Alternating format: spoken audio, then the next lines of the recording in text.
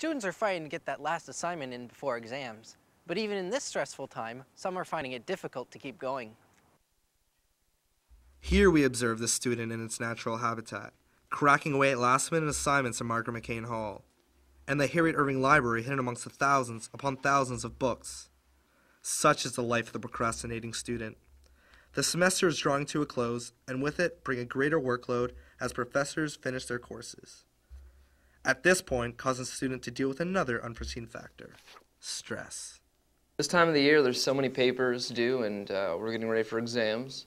And being in my second year, the workload has intensified much more than last year. And I guess, as just like many students do, I leave a lot of my work to the last minute. So I'm rushing to finish and complete papers, and starting to have worry about the exams coming up.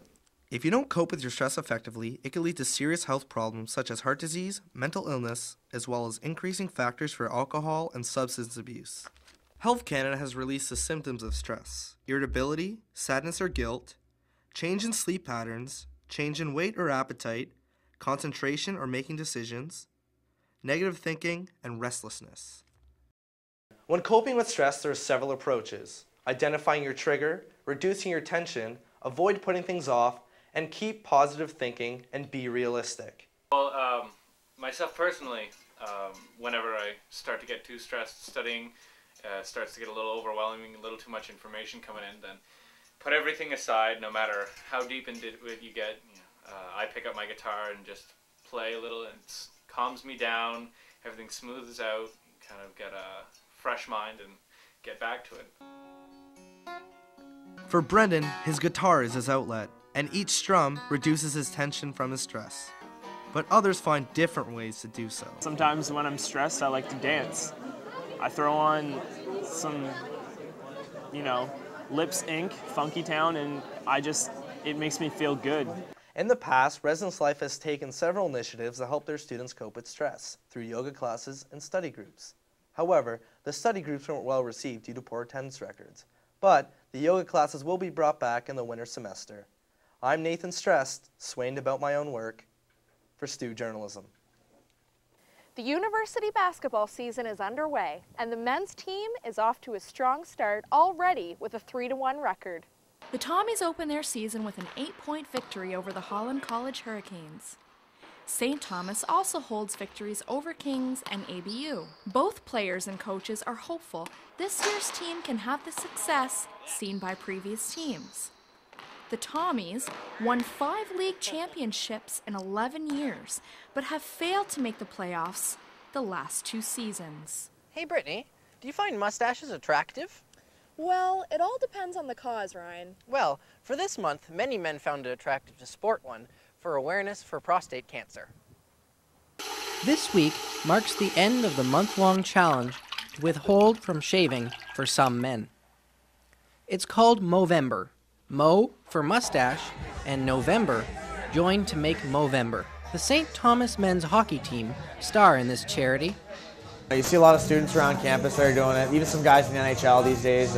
It's really kind of gaining a lot of momentum, and it's a great cause, so sometimes you got to put your personal looks aside and figure what's for the greater good. Well, it sure is a little warmer in here, isn't it, crew? It sure is. Oh, yeah. Well, we're almost done with our final show, but it's time to kick back and relax. And now for something completely different. Some good old satire.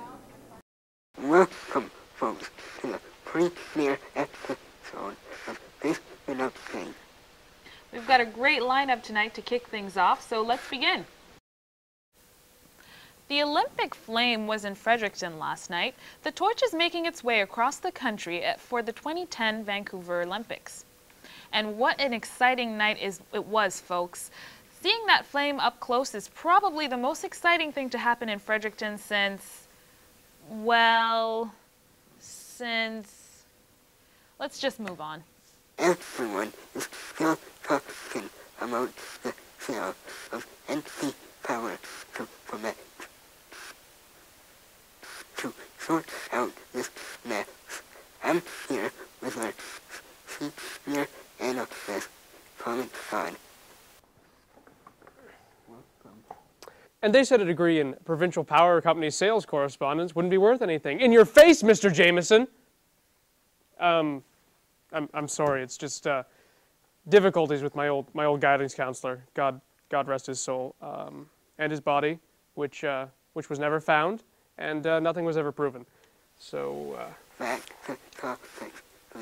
yeah, you're right, Adam. I apologize. People in Fredericton are terrified, absolutely terrified. There is chaos in the streets. People are eating their own children out of fear. Because in a world where a power company can be sold, what can you really trust? Well, Colin, you're overreacting here.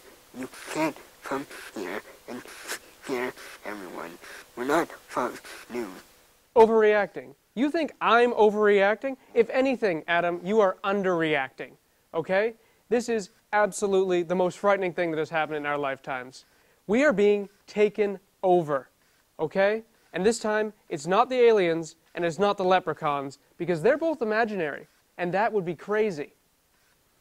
No, this time the enemy is much more sinister, and only slightly less imaginary. The French. Well, Colin, technically, Quebec isn't gonna own the Brunswick. You know what, Adam? Maybe you're right.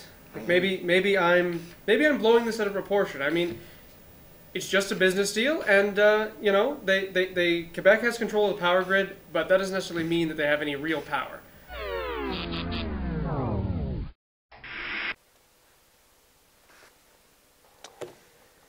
Well, if that is the way the wind is blowing, then let it not be said that this reporter does not also blow. I, for one, welcome our new French overlords and say, Ayez you stupid English, vive le Québec, au revoir. Thank you, Colin, for that enlightenment report, and nice hat. And now we bring you the latest news about H1N1. Wait a minute. Folks, I'm getting news that we have breaking reports of a new, much more deadly virus that is surfacing. For the first time, Basement Update brings you exclusive footage of victims suffering from this new virus.